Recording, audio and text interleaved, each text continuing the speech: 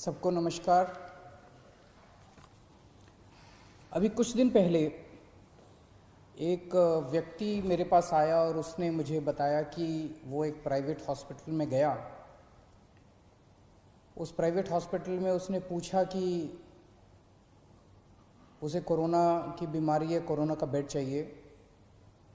पहले उन्होंने मना कर दिया। जब वो बहुत गिड़गिड़ाया तो उन्होंने कहा 2 लाख रुपए लगेंगे। मुझे विश्वास नहीं हुआ। अभी कुछ दिन पहले फिर एक दिन एक टीवी प्रोग्राम पे, लाइव टीवी प्रोग्राम के ऊपर एंकर ने एक हॉस्पिटल को फ़ोन किया। हॉस्पिटल से पूछा, जी कोरोना का मरीज है हमारे फैमिली में, हमें बेड चाहिए। हॉस्पिटल ने मना कर दिया। जब वो गिड़गिड़ाया तो हॉस्पिटल ने लाइव प्रोग्राम के अंदर कहा दूसरी तरफ से कि 8 लाख रुपए दे दो, बेड का इंतजाम हो जाएगा। मैं ये नहीं कह रहा कि सारे प्राइवेट हॉस्पिटल खराब हैं। दिल्ली की स्वास्थ्य सेवा के अंदर प्राइवेट हॉस्पिटल्स ने बहुत अहम भूमिका निभाई है। दिल्ली के लोग प्राइवेट हॉस्पिटल्स के इस कंट्रीब्यूशन को सलाम करते हैं। लेकिन कुछ चंद प्राइवेट हॉस्पिटल्स हैं जो इस महामारी के दौरान भी इस तरह की गलत हरकतें कर रहे हैं। पहले कहते हैं बेड्स नहीं है, और जब और इंसिस्ट करो तो कहते हैं 2 लाख रुपए दे दो, 5 लाख रुपए दे दो, 8 लाख रुपए दे दो। इसको बेड्स की ब्लैक मार्केटिंग नहीं कहेंगे तो और क्या कहेंगे। तो ट्यूसडे को, मंगलवार को, पिछले हफ्ते मंगलवार को हम लोगों ने एक ऐप लॉन्च किया। हमने कहा ये ब्लैक मार्केटिंग क्यों होती है, क्योंकि जनता को पता ही नहीं कि इस अस्पताल में कितने बेड खाली हैं, कितने बेड भर गए। तो वो अपने हिसाब से ब्लैक मार्केटिंग कर रहा है। वो जो भी 2-4 कर रहे हैं, सारे नहीं कर रहे, सारे बहुत अच्छे हैं। फिर से मैं कह दूं कि सारे प्राइवेट हॉस्पिटल्स बहुत अच्छे हैं, 2-4 हैं जो बदमाश हैं। अगर हम इसको, हमने ये सोचा अगर हम इसको सारी जानकारी को ट्रांसपेरेंट कर दें, अगर हम जनता को बता दें कि भाई इस अस्पताल में इतने टोटल बेड हैं, इतने खाली हैं, इतने वेंटिलेटर हैं, इतने खाली हैं, तो जनता को सब पता चल जाएगा। फिर तो कोई गड़बड़ नहीं कर सकेगा। और पिछले मंगलवार को हम लोगों ने ये ऐप लॉन्च करके दिल्ली सरकार का, और सारे अस्पतालों की लिस्ट डाल दी कि किस अस्पताल में कितने बेड हैं, कितने खाली हैं। और फिर तो जो बवाल हुआ, मतलब ऐसे टूट के पड़े कई लोग इसके ऊपर, जैसे हमने कोई गुनाह कर दिया, जैसे हमने ये इंफॉर्मेशन डाल के गड़बड़ कर दी।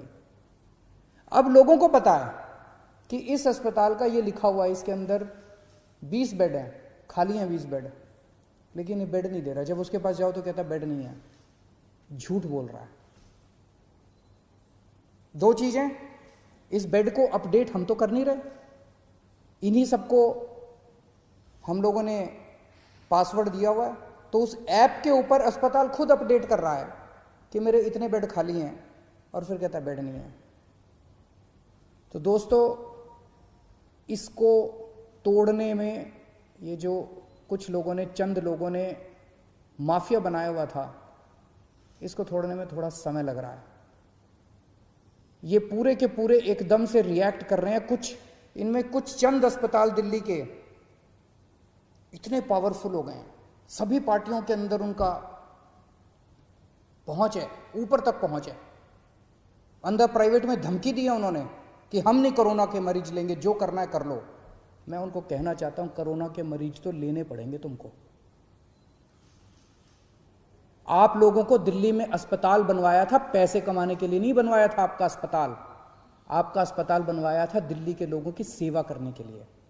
ऐसी महामारी के दौर में मोस्टली अस्पताल सेवा कर रहे हैं, मोस्टली अस्पतालों का पॉजिटिव एटीट्यूड है। लेकिन जो 2-4 अस्पताल इस गुमान में हैं कि वो अपनी दूसरी पार्टी के अकाउंट जो बैठे हैं उनके जरिए वो अगर कुछ करवा लेंगे, वो अपनी ब्लैक मार्केटिंग करेंगे, तो उनको मैं आज चेतावनी देना चाहता हूं कि ये बख्शा नहीं जाएगा उनको।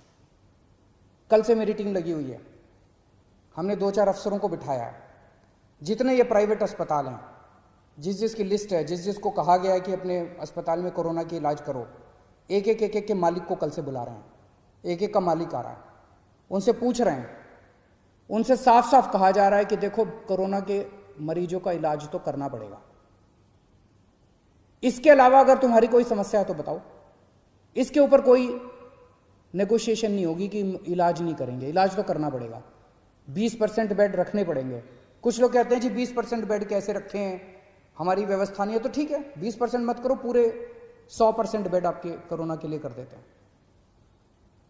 कुछ लोगों की जेन्युइन समस्या थी, कल से हमारी टीम कल 33 हॉस्पिटल्स के साथ बैठक हुई, आज बाकी सारे हॉस्पिटल्स कवर कर लेंगे, क्योंकि हम नहीं चाहते जिन लोगों की जेन्युइन समस्या है। जैसे एक हॉस्पिटल आया, उसने कहा कि हमारा जी कैंसर हॉस्पिटल है, कैंसर के मरीज आते हैं, वहाँ अगर कोरोना के भी साथ में होंगे तो दिक्कत होगी, ठीक है।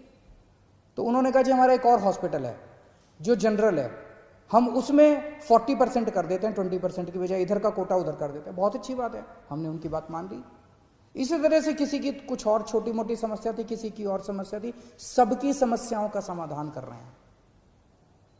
बस एक ही चीज नॉन नेगोशिएबल है, हमारे दिल्ली के लोगों का इलाज करना पड़ेगा, कोरोना के मरीजों का इलाज करना पड़ेगा, इस पे कोई नेगोशिएशन नहीं होगी।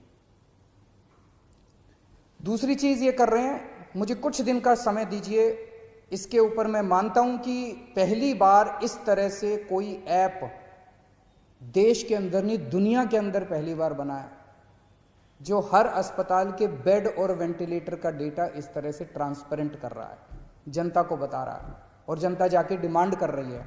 मुझे बड़ी खुशी है कि सारे टीवी चैनल वाले, सारे अखबार वाले फोन कर करके एक एक एक एक अस्पताल की रोज रिपोर्ट ले रहे हैं, कह रहे हैं इस अस्पताल को फोन किया उसने मना कर दिया, इस अस्पताल को फोन किया उसने मना कर दिया। लेकिन इसका कुछ थोड़ा बहुत फायदा भी हुआ है। ट्यूसडे को जब हमने इसको लॉन्च किया था, दिल्ली में सारे अस्पतालों को मिला के 2800 मरीज थे, और उसमें मैक्सिमम दिल्ली सरकार के अस्पतालों में थे। आज दिल्ली के 3900 मरीज हैं, 3900 मरीज हैं, 1100 मरीज ऐड हुए हैं मोस्टली प्राइवेट हॉस्पिटल्स के अंदर। वो इसी वजह से लोग, क्योंकि लोग अब इस जानकारी से सशक्त हो गए हैं और लोग जाके मांग रहे हैं। मैं फिर भी डिमांड करता, कुछ लोगों को तकलीफ आ रही है, मैं देखता रहता हूँ वीडियो, कुछ लोगों ने कहा कि मैं इस अस्पताल में गया, इस अस्पताल में गया, ऐप के ऊपर लिखा हुआ था। मैं आपकी जानकारी के लिए बता दूं, ये उन कुछ चंद अस्पतालों की बदमाशी है। कुछ दिन दीजिए मेरे को, अगर ये अस्पताल नहीं माने तो फिर हम सख्त कार्रवाई करने से बिल्कुल नहीं हिचकिचाएंगे। लेकिन मैं सभी अस्पतालों को बोल दूं कि आपको कोरोना के मरीजों की जांच तो करनी पड़ेगी। इसके साथ साथ एक और हम एक्सरसाइज कर रहे हैं कि दिल्ली सरकार का एक मेडिकल प्रोफेशनल दिल्ली सरकार की तरफ से हर प्राइवेट अस्पताल के रिसेप्शन पे बैठेगा, और वो हमें जानकारी देगा कि कितने अस्पताल, कितने बेड इसके अंदर भर गए और कितने खाली हैं। अगर कोई जाएगा तो वो इंश्योर करेगा कि उसको एडमिशन मिले।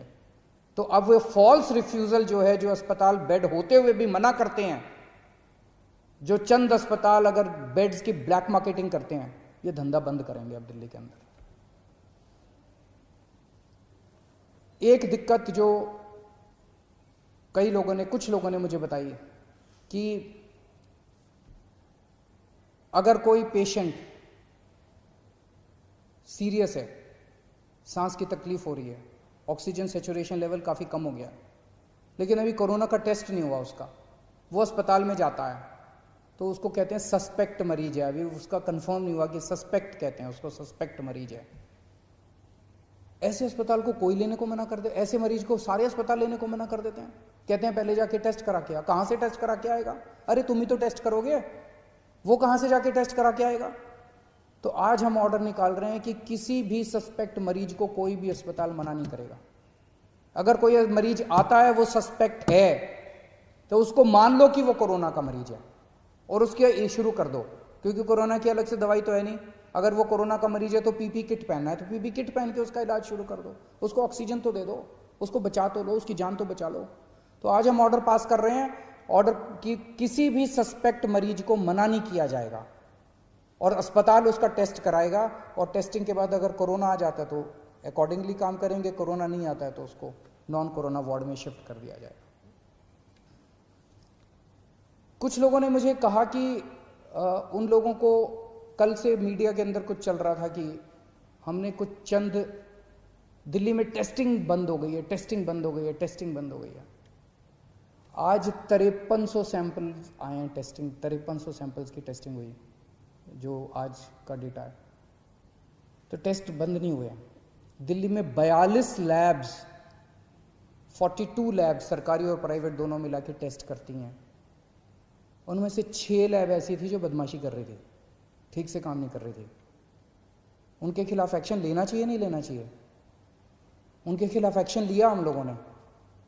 36 लैब अभी भी काम कर रही थी, उन 6 के खिलाफ एक्शन लिया है। 36 लैब अभी भी काम कर रही हैं।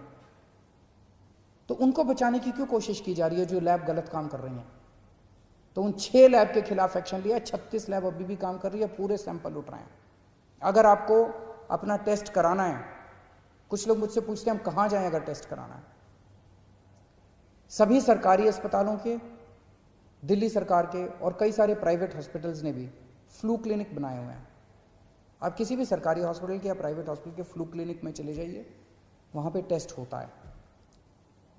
दिल्ली सरकार के 17 कोविड टेस्टिंग सेंटर्स हैं पूरी दिल्ली में, आप वहां चले जाइए, वहां टेस्ट होता है। और इन 36 में से जितनी प्राइवेट लैब्स हैं, वो प्राइवेट लैब्स अपने खुद के, आप सीधे प्राइवेट लैब से संपर्क कर सकते हैं, वहां भी टेस्ट होता है। लेकिन मेरी आपसे एक गुजारिश है, हम जितनी भी टेस्टिंग की, आज सबसे ज्यादा टेस्ट पूरे देश में केवल दिल्ली में हो रहे हैं, सबसे ज्यादा टेस्ट। और इतने टेस्ट हो रहे हैं कि जो सेकंड है हमसे बहुत दूर है। सबसे ज्यादा टेस्ट दिल्ली में हो रहा है। लेकिन जितनी भी टेस्टिंग कैपेसिटी कर लें, कमी है, लिमिटेड है। अभी हमारी इस टाइम सबसे बड़ी प्रायोरिटी केवल और केवल लोगों की जान बचाना है। माइल्ड केसेस हैं, एसिम्टोमेटिक केसेस हैं, वो तो ठीक हो ही जाएंगे। कोरोना आया चला जाएगा, जैसे बुखार आता है चला जाता है। जो सीरियस केस हो जाते हैं, जिनका ऑक्सीजन सैचुरेशन लेवल गिर जाता है, रेस्पिरेटरी रेट बढ़ जाता है, उनको बचाना हमारा मकसद है। अगर सभी एसिम्टोमेटिक लोग अपने टेस्ट कराने पहुंच जाएंगे तो सिस्टम कोलैप्स कर जाएगा हमारा। लोगों के मन में दहशत है, इस दहशत को निकालना पड़ेगा। लोग डरे हुए हैं और इस डर की वजह से सब चाहते हैं कि मैं भी टेस्ट करा लूं, मैं भी टेस्ट करा लूं, मैं भी टेस्ट करा लूं। दिल्ली की 2 करोड़ जनसंख्या है। अगर हर रोज 10,000 एसिम्टोमेटिक लोग टेस्ट कराने पहुंच गए तो हमारी लैब तो कम पड़ जाएंगी ना, कितनी भी टेस्टिंग की कैपेसिटी बना ले हम। तो एसिम्टोमेटिक वाले प्लीज टेस्ट ना कराएं, इंसिस्ट ना करें। एसिम्टोमेटिक वाले अगर लोग टेस्ट कराएंगे तो सीरियस लोगों की टेस्टिंग रुक जाएगी। उन सब लोगों से मेरी गुजारिश है कि एसिम्टोमेटिक, जिनको सिम्टम्स नहीं है, कोई सिम्टम नहीं है, किसी तरह का सिम्टम नहीं है, वो टेस्ट ना कराएं। टेस्टिंग की कोई प्रॉब्लम नहीं है। हाँ, हो सकता है कि थोड़ा सा टीदिंग प्रॉब्लम्स हो लास्ट मिनट, अगर कुछ हैं तो मैं उसको ठीक कर दूंगा। हम उसको एक एक चीज़ के ऊपर नज़र रखे हुए हैं। कुछ अगर इस तरह की प्रॉब्लम है उसको भी ठीक कर देंगे। आप स्वस्थ रहें, खुश रहें, यही मेरी कामना है। नमस्कार।